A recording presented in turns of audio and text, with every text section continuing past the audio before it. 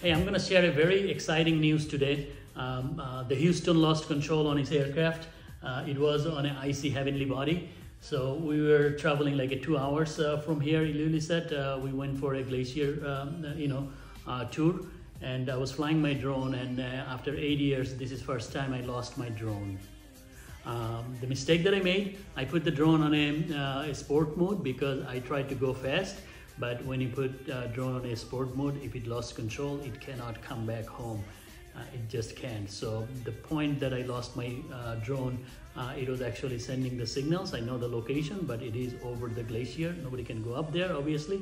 And it actually transmitted all the videos that I was taking. So I'm gonna share these videos, enjoy these.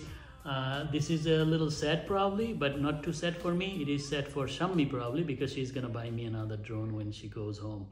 Because I'm just a pilot, she's gonna buy me the drone because I take a lot of her videos and stuff. So Shammi say yes, yes, yes, please.